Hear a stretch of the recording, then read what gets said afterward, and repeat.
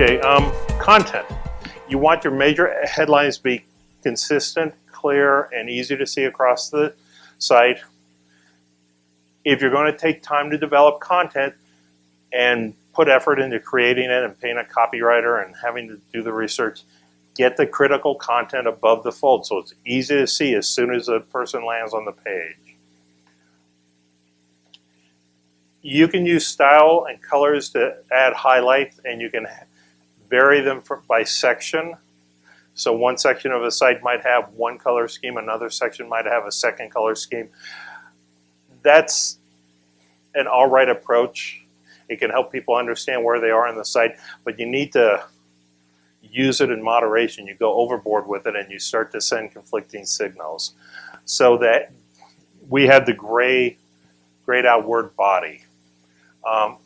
You notice that was gray, which is a shade of black, as opposed to something blue or yellow or something.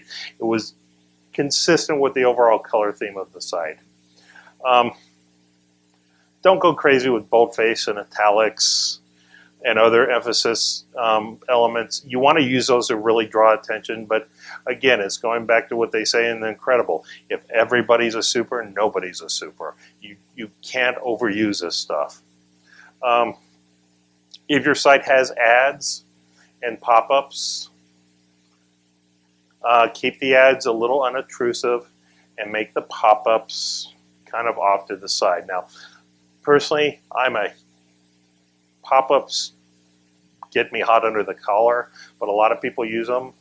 There are good reasons to use them. I just do not like them because I've been trained not to like them by people overusing them. So keep them unobtrusive. As you're writing the copy, and again, the actual text you're creating for the website is a part of the usability.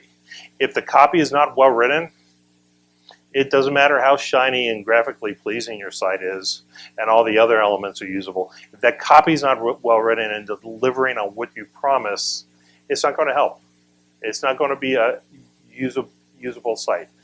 Now, as you're writing your copy, you want to think there are different types of readers. You have people who read the entire thing, soup to nuts.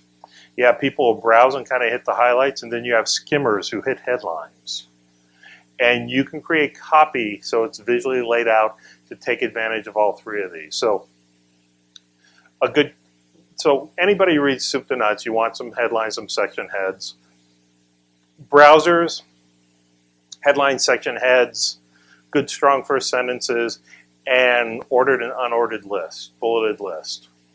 And then skimmers, your headlines and your section heads are going to draw the most attention. The bulleted lists sometimes don't help.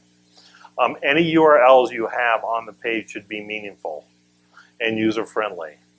If you're going to put a link to another part of the site on your page or to another website, have the text on it. Don't necessarily include the address. The address, yeah, that's helpful, but if it's a big long string of characters, it's not really user-friendly. And your page titles are very explanatory of what's on the page. So, one of our long-term clients, a company called Enritsu,